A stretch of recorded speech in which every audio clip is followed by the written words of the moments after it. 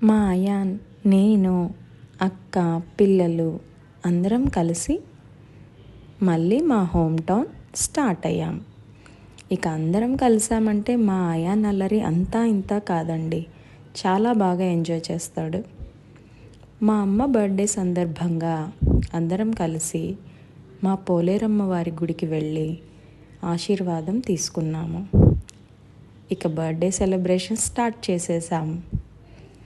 మా పెద్ద మావయ్య, పెద్దమ్మ, అత్తమ్మ, పిల్లలు అందరూ కలిసి చక్కగా బర్త్డే సెలబ్రేట్ చేశాము.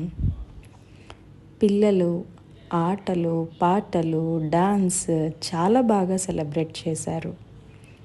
అందరం కలిసి చాలా సరదాగా టైం స్పెండ్ చేశాము.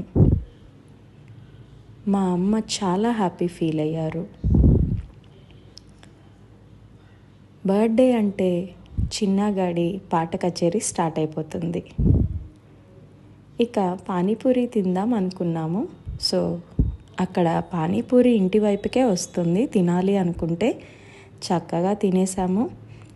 నెక్స్ట్ డే శారదా మఠంలో చిన్న ప్రోగ్రాం ఉంటే అక్కడ అటెండ్ అవుదామని వెళ్ళాము. శారదా మఠ్ నిజంగా చాలా ప్రశాంతమైన ప్లేస్. ఇక్కడికి వచ్చామంటే ఆ ప్రశాంతతే వేరు. Universal temple.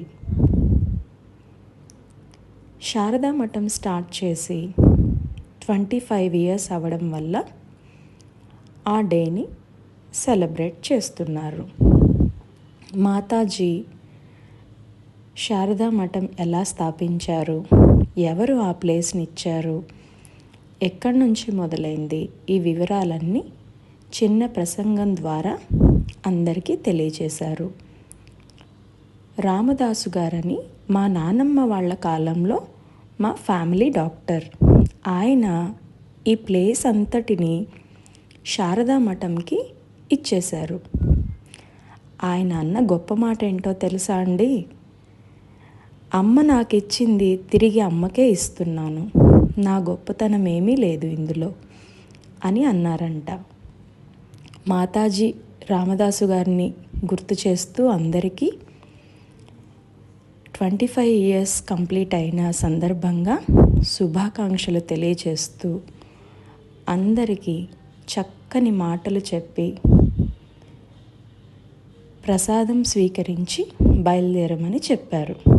సో అందరం గుళ్ళో అలా ప్రశాంతంగా టైం స్పెండ్ చేసి చక్కగా భజనలతో